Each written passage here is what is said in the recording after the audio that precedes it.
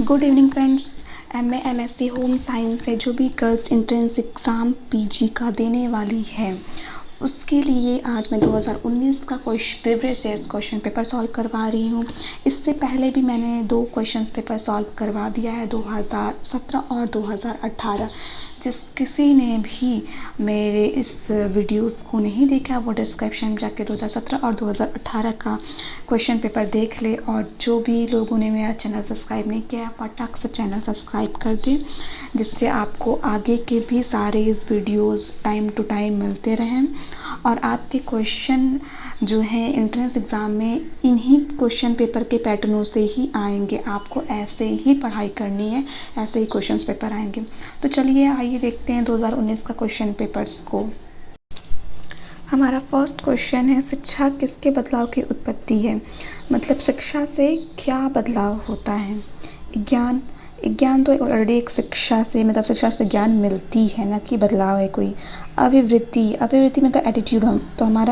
हम जब शिक्षित होते हैं तो हमारे एटीट्यूड में चेंज आता है, तो इसका आंसर होगा अभिवृत्ति। अभ्यास और व्यवहार नहीं, व्यवहार तो सब हर किसी का है नॉर्मल, जो शिक्षित अशिक्षित व्यवहार तो उसका ऐसे भी चेंज हो सकता है। अभिवृत्ति जो हमारे अंदर हमारा एटीट्यूड है वो शिक्षा से चेंज होता है। प्रसार शिक्षा है। प्रसार शिक्षा क्या है? एक कला, एक विज्ञान, कला और विज्ञान दोनों, कोई भी नहीं। तो प्रसार और शिक्षा एक प्रकार का विज्ञान है। केंद्रीय समाज कल्याण बोर्ड किस वर्ष अक्टूबर में स्थापित किया गया था? तो केंद्रीय समाज बोर्ड जो है 1953 में स्थापित किया गया था। साक्षरता किससे प्रेरित होती है? समूह से, स्वयं से, वातावरण से, तीनों से। तो साक्षरता जो है स्वयं से भी प्रेरित होती है, समूह से भी और वातावरण से भी। ये तीन एक साक्षरता को प्रेरित करने के लिए तीनों चीज़ चाहिए, तो ये तीनों सही है। गृह व्यवस्था के उत्प्रेरक हैं। गृह व्यवस्था के क्या उत्प्रेरक है? मूल्य, लक्ष्य का स्तर, मूल्य, इच्छाएं और स्तर, पारिवारिक साधन और मूल्य, साधन, लक्ष्य, स्तर। तो गृह व्यवस्था है तो उसमें हमारा परिवार, उनके साधन और मूल्य। थर्ड आंसर हमारा सही है। लक्ष्य कितने प्रकार के होते हैं? लक्ष्य हमारे कितने प्रकार के होते हैं? लक्ष्य हमारे 3 प्रकार के होते हैं।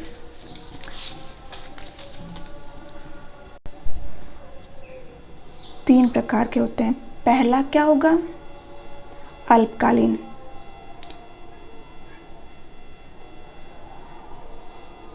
दूसरा लक्ष्य हमारा है दीर्घकालीन।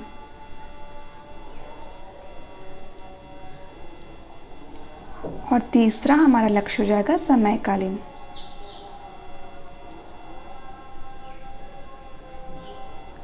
मतलब एक लक्ष्य जो होता है कि हम तुरंत थोड़ी देर के लिए बनाते हैं कि हम अभी आधे घंटे बाद क्या करने वाले हैं। और दीर्घकालीन लक्ष्य होता है कि हम लोग लंबे समय के लिए बनाते हैं कि हम 1 साल बाद या फिर कुछ साल बाद हम क्या करेंगे। और समयकालीन हम लोग तुरंत अभी हम क्या करने जा रहे हैं। तो हमारा लक्ष्य जो है 3 टाइप्स के होते हैं। गृह प्रबंध के 3 स्तर कौन कौन से हैं? गृह प्रबंध के 3 स्तर होते हैं। और वो स्तर कौन कौन से? निर्णय लेना, योजना बनाना या मूल्यांकन। योजना करना या फिर क्रिया करना या निर्णय लेना। निर्णय लेना, योजना या फिर नियंत्रण, नियोजन, नियंत्रण या फिर मूल्यांकन। तो जो गृह प्रबंध के 3 स्तर होते हैं वो स्तर है नियोजन, नियंत्रण और मूल्यांकन। पहले हम किसी चीज़ का नियोजन करेंगे, उस पर नियंत्रण करेंगे, फिर उसका जब काम वाम हो जाएगा तो उसका मूल्यांकन करेंगे। गृह प्रबंध में सर्वाधिक महत्वपूर्ण किसकी होती है? अगर गृह प्रबंध हम कर रहे हैं तो सबसे महत्वपूर्ण भूमिका किसका होता है? तो एक गृह प्रबंध करने में सबसे महत्वपूर्ण भूमिका गृहिणी की होती है। 28 अगस्त 2014 को मोदी सरकार द्वारा कौन सी योजना का शुरुआत किया गया था?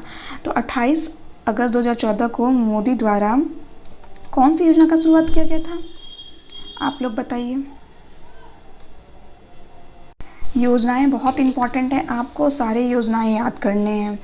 तो जनधन योजना है, अटल पेंशन योजना है, सत्यमेव जयते योजना है, संसद आदर्श योजना है। मैं बार बार कह रही हूँ योजनाएं एक दो दो तो एग्ज़ाम में आते ही आते हैं। तो मोदी जी की जितनी भी योजनाएं, मोदी जी ने जब से मतलब प्रधानमंत्री हमारे नरेंद्र मोदी बने हैं, उन्होंने जब से जितनी भी योजनाएं शुरू की हैं वो सारे आप लोग याद कर लीजिए, वही सारे योजनाएं पूछे जाते हैं। तो हमारा यहाँ पे 28 अगस्त 2014 को जन धन योजना बनाया गया था। हमारा क्वेश्चन है निम्नलिखित में से कौन सा मानवीय साधन नहीं है। यहाँ पे पूछा है मानवीय साधन नहीं है। तो मानवीय साधन और अमानवीय साधन, मतलब साधनों को दो टाइप्स डिवाइड किया था, मानवीय और अमानवीय। तो मानवीय साधन हमारा क्या हो गया है, जो हमारे अंदर पाई जाती हैं वो मानवीय साधन होती हैं। जैसे कि कुशलता भी हमारे अंदर पाया जाता है, रुचि, ऊर्जा, ये तीनों जो है हमारे अंदर पाया जाता है, ये तीनों हमारा मानवीय साधन है। लेकिन वाहन एक वस्तु हो गया, ये अमानवीय साधन है। तो हमारा आंसर थर्ड सही है, अरे फोर्थ आंसर हमारा सही है। कितनी आयु के बालक अपहचान से भयभीत होते हैं, अपरिचित से, यहाँ पे अपरिचित है,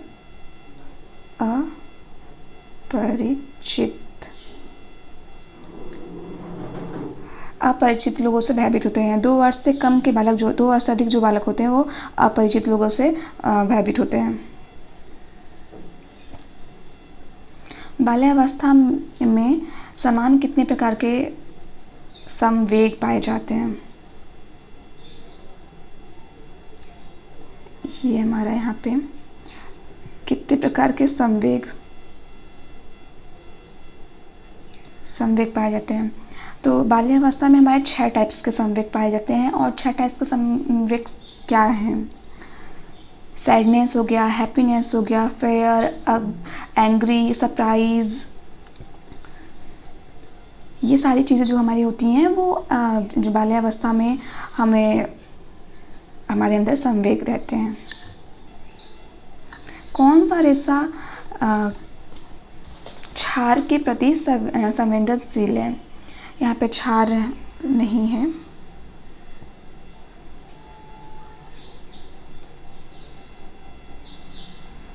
क्षार के प्रति संवेदनशील है, तो ऊनी रेशा जो है हमारा क्षार के प्रति संवेदनशील होता है। मासिक वेतन क्या, मतलब मासिक वेतन क्या है? तो मासिक आय जो हमारा वेतन हो जाएगा वो प्रत्यक्ष आय में आता है। आय तो 2 टाइप्स के होते हैं, प्रत्यक्ष और अप्रत्यक्ष। तो जो मासिक वेतन है वो हमारा प्रत्यक्ष आय में आता है। उपकरण जिसमें पकाने में श्रम व समय की बचत होती है तथा पोषक तत्वों का नुकसान नहीं होता है, वह है प्रेशर कुकर, ओवन, माइक्रोवेव, तीनों। तो हमारा जो प्रेशर कुकर है वो समय और श्रम दोनों बचाता है और इसमें हमारा पोषक तत्वों का नुकसान नहीं होता है। तरीका जो समय एवं पूंजी बचत करता है कहलाता है कार्य सरलीकरण, कार्य प्रसार, ऊर्जा सरलीकरण, तीनों में से कोई नहीं है। तो जो हमारा समय और पूंजी दोनों बचाता है वो कार्य सरलीकरण होता है। इनमें से कौन सा कला का तत्व नहीं है? कला के तत्व, देखिए यहाँ पे फिर से रंग से आ गया कला के तत्व, मतलब ये हमारा जो है कला का तत्व, डिज़ाइन के तत्व हर एक एग्ज़ाम में पूछा है। आप ज़रूर इसे पढ़िएगा, ज़रूर पढ़िएगा। तो हमारा इसमें से कला का तत्व नहीं है पूछा है। तो कला के तत्व में रेखा भी हमारा कला का तत्व आता है, आकार, बनावट, ये तीनों जो है कला के तत्व हैं। दक्षता जो है हमारा कला का तत्व नहीं है, तो इसका आंसर दक्षता होगा। आप कला के सिद्धांत, डिज़ाइन के सिद्धांत, कला के तत्व, डिज़ाइन के तत्व, ये चीज़ ज़रूर याद कर लिए। रंग के टाइप्स, कौन रंग के टाइप्स होते हैं और किन रंगों से मिलाकर कौन से रंग बनते हैं, ये सारी चीज़ें आप ज़रूर अच्छे से क्लियर कर लीजिएगा। नेक्स्ट हमारा है निम्नलिखित में से कौन सा प्राथमिक रंग है? तो हमारा प्राथमिक रंग कौन कौन सा है? ये हर किसी को पता होगा प्राथमिक रंग कौन सा है। लाल, पीला और नीला, लाल, हरा और पीला, लाल, हरा और नीला, लाल, हरा और नारंगी। तो हमारा प्राथमिक रंग जो है लाल, पीला और नीला हमारा एक प्राथमिक रंग होता है और प्राथमिक रंगों से मिलकर ही हमारा द्वितीयक रंग बनता है। ये कुछ योजनाएं हैं, जैसे कि देखिए मुद्रा योजना अप्रैल 2005 में हुआ था।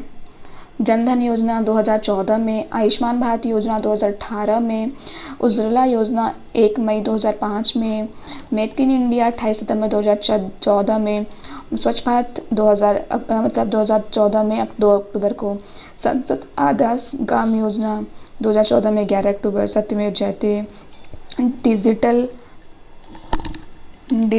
यहाँ पे गलत लिखा गया है कुछ, डिजिटल यहाँ पे होगा डिजिटल इंडिया मिशन, ये इंडिया